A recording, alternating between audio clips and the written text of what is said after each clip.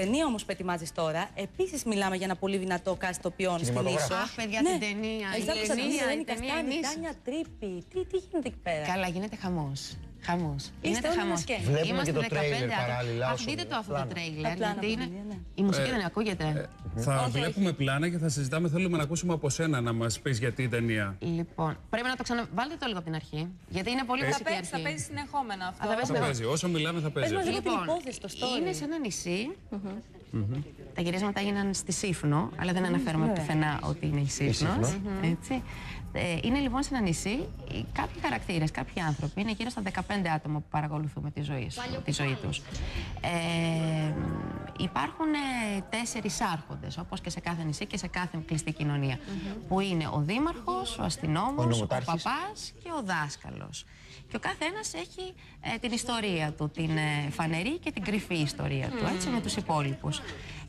Κάποια στιγμή πεθαίνει ο προύχοντας, ας πούμε, του νησιού, ένας άνθρωπος που λέγεται δίκαιος κιόλας, γιατί είναι και δίκαιος, και αφήνει την περιουσία του, η οποία ανέρχεται σε 100 εκατομμύρια ευρώ, στους 4 αυτούς άρχοντες του νησιού, στους 4 αρχές του νησιού, με τον όρο να διαβαστεί από μία επιστολή η οποία αφορά στον καθέναν ενώπιον όλου του νησιού σε διάστημα μιας εβδομάδας. Μόνο και τότε, μόνο και εφόσον γίνει αυτό, θα πάρει ο καθένας από 25 εκατομμύρια. Εκείνοι να τη διαβάσουν την επιστολή. Ναι, να τη διαβάσουν, ναι. Αφήνει δηλαδή στη διαθήκη του ότι θα αφήσω 25 εκατομμύρια στον κάθε έναν από τους 4 άρχοντες, αν διαβαστεί μία επιστολή που αφορά από τον καθέναν, από τον ίδιο να διαβαστεί, ενώπιον όλου του νησιού. Ζέτα, μου είδα και τον Κώστα Βουτσά. Είναι και ο Κώστας ο Βουτσάς, ο οποίος παίζει τον παππού του Οδυσσέα του Παπασπηλιόπουλου, που υποδίεται τον δάσκαλο. Πω, παιδιά, είναι φοβερή ηθοποιή. Δάφνη Νταμπρόγιαννη, Λορέτα Παπαδημητρίου. Ο Βλαδίμηρος ο Κυριακίδης είναι ο αστυνόμος, ο Δημήτρης ο Τζουμάκης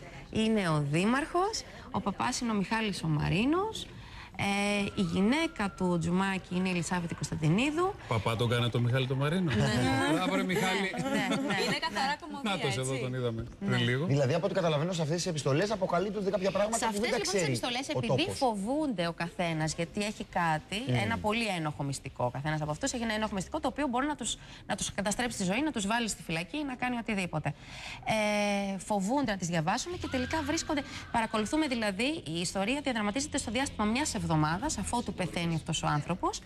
Τι συμβαίνει και τελικά θα πάρουν την απόφαση να το διαβάσουν να ενώπιον μην του πούμε νησιού και να πάρουν τα λεφτά. να το δούμε. Ναι, να το δούμε. 29 Δεκεμβρίου, αργεί λίγο ακόμα, αλλά ήθελα πάρα πολύ και σε εσάς που πιστεύω ότι κάνετε φοβερή δουλειά. Έχετε μια πολύ καλή ενέργεια. Ήθελα να είναι σε πρώτη τηλεοπτική μετάδοση το τρέιλερ της ταινίας.